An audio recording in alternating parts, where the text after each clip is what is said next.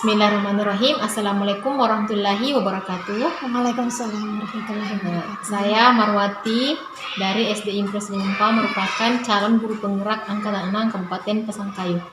Pada kesempatan ini saya akan melakukan bincang-bincang dengan rekan saya, Ibu Suryani, selaku guru kelas 1 di SD Impres Lumpang, terkait coaching supervisi akademik yang akan kita laksanakan.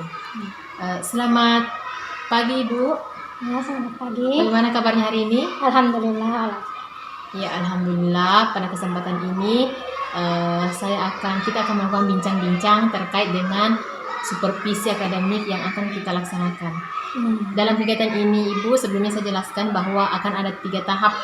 Yang pertama praobservasi, kemudian observasi, dan yang terakhir nanti pasca observasi. Di tahap ini kita berada di praobservasi, di mana saya ingin bertanya kepada Ibu tentang persiapan-persiapan apa yang akan Ibu laksanakan, yang Ibu siapkan untuk observasi nantinya di dalam kelas pada saat Ibu mengajar. Ya. Sebelumnya saya ucapkan terima kasih, Bu, ya, sudah meluangkan waktu. Di sini saya bukan ingin menggurui atau menilai bagaimana pelaksanaan pembelajaran yang dilakukan. Saya hanya ingin kita bincang-bincang, menyamakan persepsi, berbagi pengalaman, supaya bisa meningkatkan performa atau kualitas pembelajaran yang akan Ibu laksanakan nanti di kelas. Ya. Kita mulai, Bu, ya. Ya. Untuk observasi nantinya, materi apa yang akan Ibu ajarkan di kelas? Untuk ke besok ya. Itu karena kelas 1 akan belajar tematik. Ada 2 pembelajaran di dalamnya. Yang pertama ada pelajaran bahasa Indonesia. Mengenai materi pemberitahuan dan tanggapan. Terus ada untuk pelajaran matematika, ada bilangan angka dari 1 sampai 99. Jadi ada 2 topik dari tema itu, Bu, ya. Bahasa Indonesia yaitu pemberitahuan, kemudian matematika itu bilangan. Ya. Dari materi itu tujuan pembelajaran apa, Bu, yang ingin kita capai nanti untuk anak-anak? Untuk materi pemberitahuan, di sini diharapkan untuk anak-anak dapat mencapai tujuan, bagaimana anak-anak dapat memahami suatu percakapan yang di dalamnya terdapat sebuah pemberitahuan, dan anak-anak dapat memberikan tanggapan dari pemberitahuan dari percakapan tersebut. Untuk pada pelajaran matematika, di sini diharapkan anak dapat meraih tujuannya, yaitu bagaimana anak-anak dapat berhitung mulai dari angka 41 hingga 99 dengan cara mengucapkan yang angka yang benar, karena biasa anak-anak kan dia mengucapkan kayak 8, ia mengucapkan 88. Harusnya yang tepatnya kan 88. Itu. Luar biasa sekali, Bu, ya, tujuan pembelajaran yang ingin Ibu capai di pembelajaran itu. Untuk mencapai tujuan pembelajaran ini, hal-hal apa saja yang Ibu siapkan nantinya supaya memudahkan pencapaian tujuan pembelajaran ini? Tentunya yang pertama harus RPP siap, menyiapkan rubrik penilaian, dan menggunakan media-media benda-benda konkret yang mudah dipahami dan dalam lingkungan sehari-hari anak-anak. Dapat menyalurkan pemahamannya mulai berhitung dari yang 1 hingga sampai 100. Luar biasa sekali, Bu, ya. Saya tertarik dengan tadi Ibu katakan bahwa menggunakan media konkret. Kalau boleh saya tahu, Ibu, apa hubungan media konkret ini dengan pencapaian tujuan pembelajaran tadi? Apa kira-kira fungsinya, manfaatnya di media konkret ini? Di sini medianya ini kan sebagai bagaimana anak-anak bisa dapat, karena ini besok kan ada perhitungan matematika, ya. Otomatis mereka menggunakan benda-benda konkret yang dapat membuat mereka bagaimana supaya dia tidak salah hitung. Misalkan setelah hitungannya sudah sampai 45, mencapai 50 ke atas, jika menggunakan benda-benda dibarengi dengan benda konkret tersebut, kan dia bisa dibantu. Oh iya, tadi ini sudah sekian ya, hitungannya sudah 45, tidak langsung 47. Oh ini satu, pokoknya harus didampingi lah bagaimana caranya supaya mereka tidak salah berhitung begitu dengan menggunakan benda-benda. Benda konkret ya, luar biasa sekali Bu ya. Kalau dengan benda konkret ini mungkin diharapkan nanti anak-anak akan lebih mudah mengenal Bu ya, lebih memudahkan mereka menghitung. Ya, sangat inspiratif sekali Ibu. Dengan menggunakan tadi persiapan tadi, ada media konkret, ada RPP, penilaian dan lain sebagainya. Kira-kira area pengembangan yang hendak dicapai itu fokusnya gimana Bu? Fokusnya itu kalau untuk saya pribadi, bagaimana cara saya menjelaskan bagaimana untuk mengutarakan materi-materi yang akan diajarkan kepada anak-anak supaya anak-anak itu bisa paham apa yang saya sampaikan, dan anak-anak juga dapat menerima apa yang saya sampaikan dan dia paham. Ya, itu intinya bagaimana cara memahamkan anak-anak suatu konsep atau materi yang akan diajarkan saat ini, dan anak-anak juga dapat memahami apa yang saya ucapkan itu, yang saya jelaskan kepada mereka. Nah, jadi intinya fokusnya bagaimana memahamkan konsep-konsep. Ya, itu juga memang sangat penting ya Bu. Ketika anak sudah memahami konsep ya, saya rasa itu tujuan pembelajaran akan tercapai dengan baik. Ya, luar biasa sekali Bu. Kemudian selanjutnya yang ingin saya tanyakan lagi Bu, kan tadi ada persiapan dengan media dan sebagainya, ada yang pengembangannya juga sudah kita paham bersama. Ibu mau fokuskan kepada bagaimana memahamkan anak-anak kepada konsep. Untuk mencapai semua itu Ibu kira-kira strategi apa yang Ibu persiapkan nantinya untuk pada saat observasi nanti di kelas?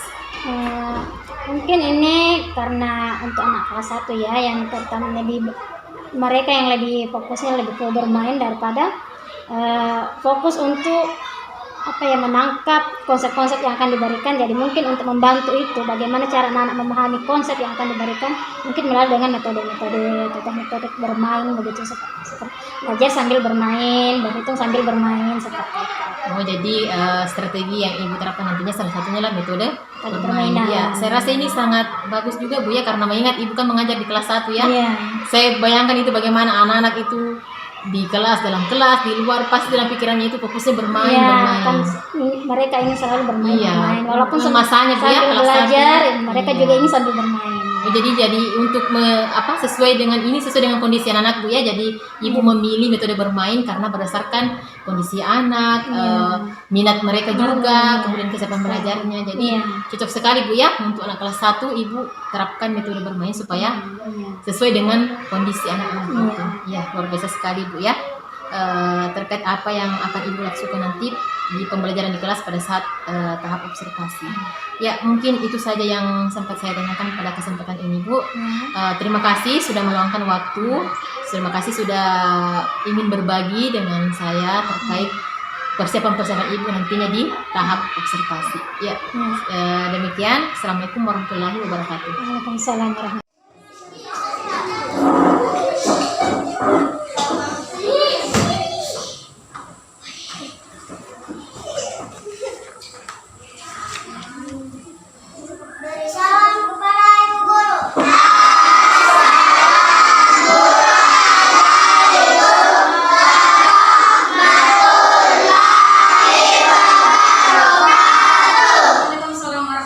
wabarakatuh.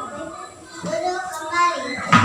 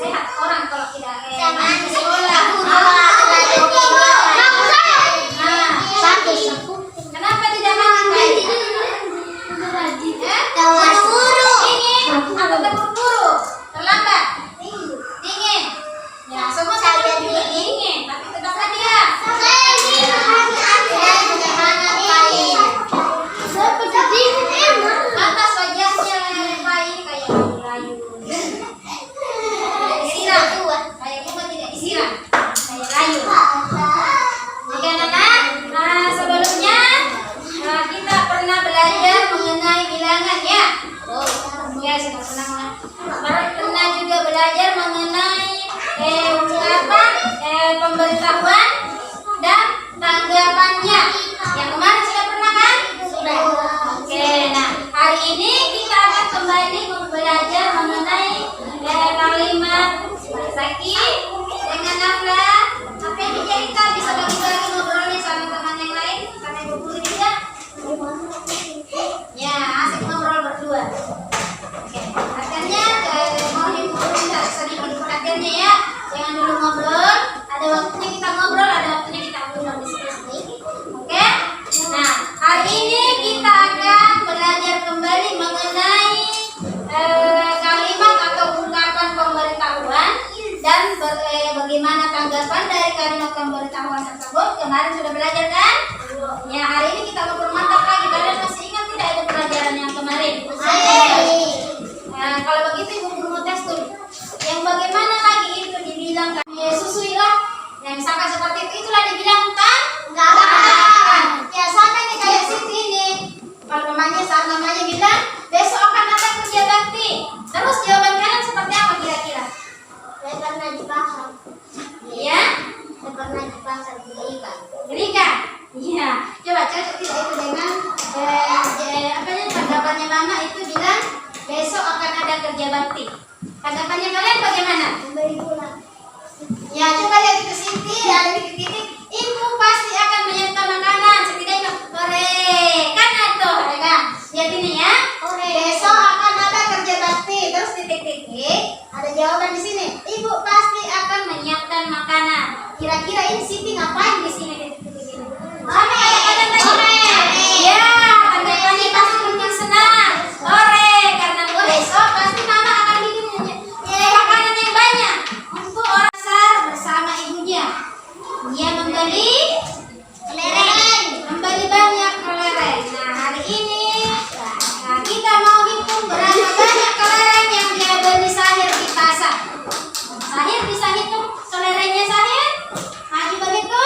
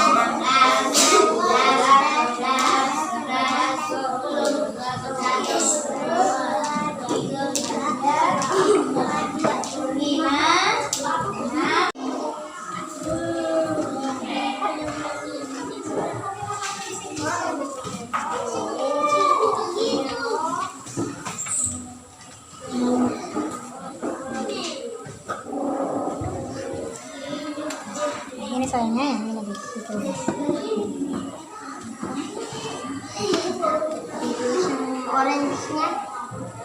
Ya? Iya.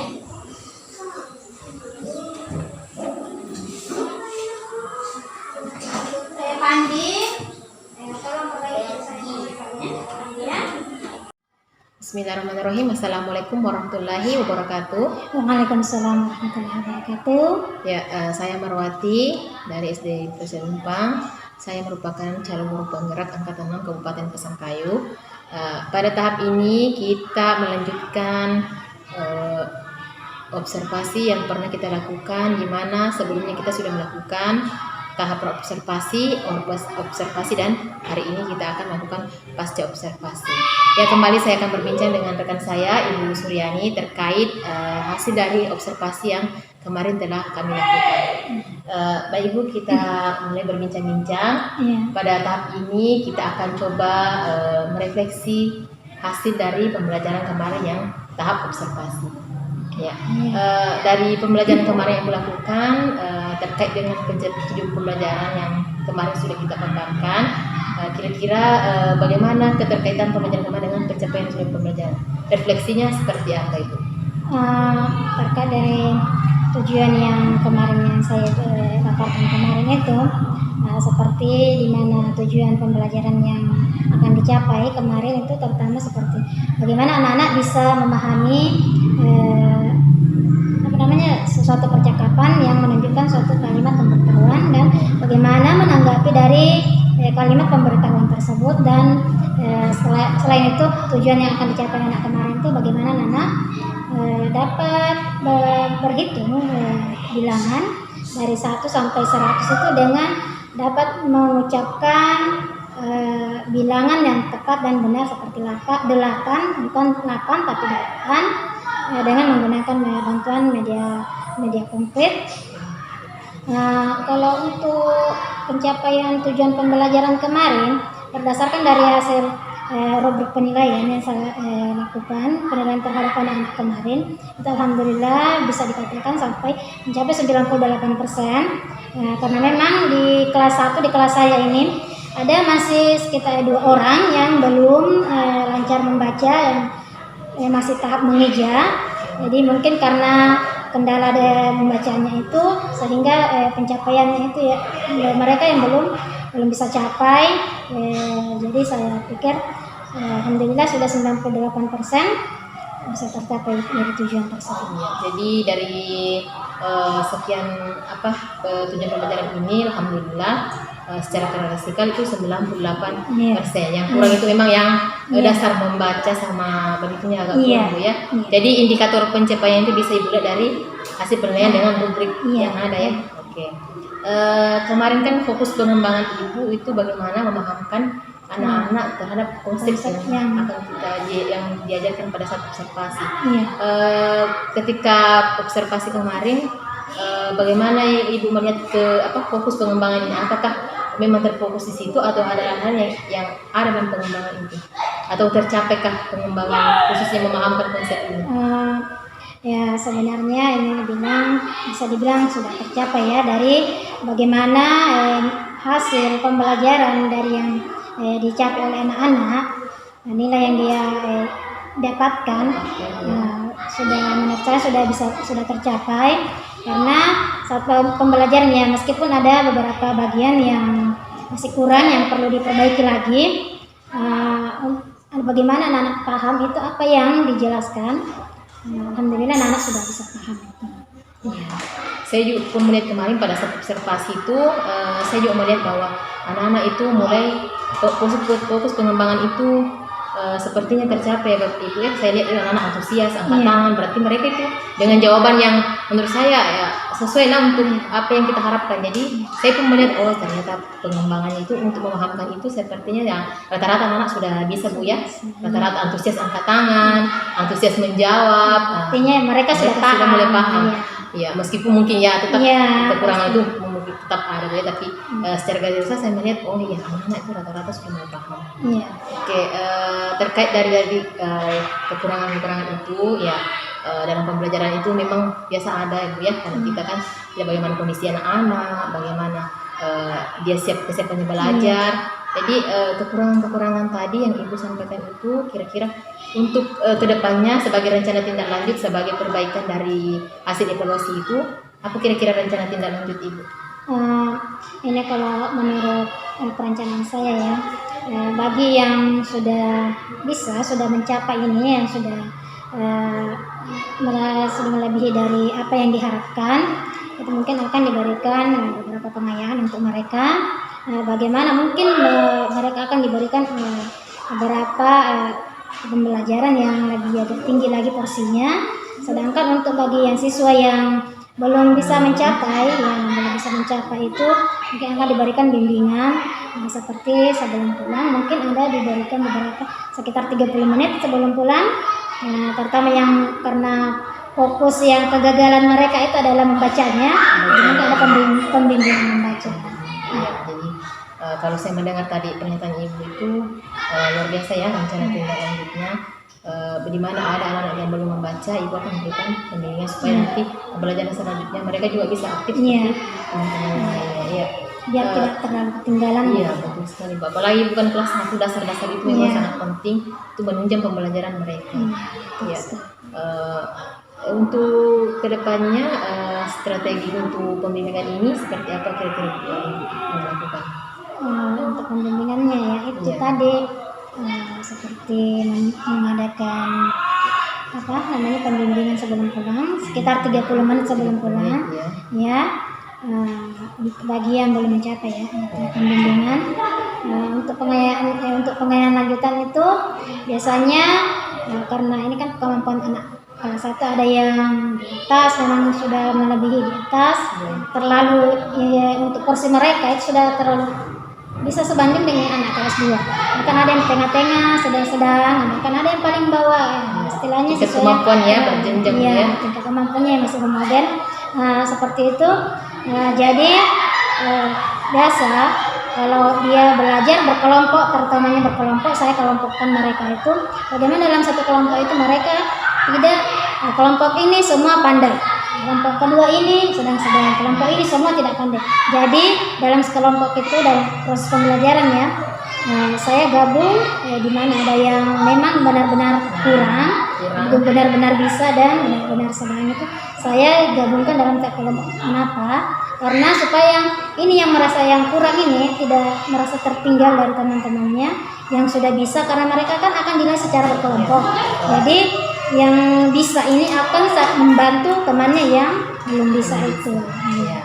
Sangat luar biasa Ibu ya, berarti Ibu akan menerapkan ke depannya kelompok yang heterogen, artinya kemampuan anak-anak di dalam itu berbeda, ada yang mampu, ada yang sedang, yang kurang. Gunanya supaya anak yang mampu ini bisa menjadi tutor sebayanya. Iya, sangat luar biasa Ibu ya. Mudah-mudahan apa yang kita dapatkan hari ini, yang kita rumuskan ide-ide pembelajaran untuk hari ini bisa sama-sama kita terapkan. Saya pun demikian, jadi nanti sama-sama kita terapkan guna peningkatan atau performa kualitas pendidikan kita di kelas sehingga menghasilkan pembelajaran yang berpihak kepada murid. Ya, terima kasih Bu waktunya hari ini dan bincang-bincangnya hari ini.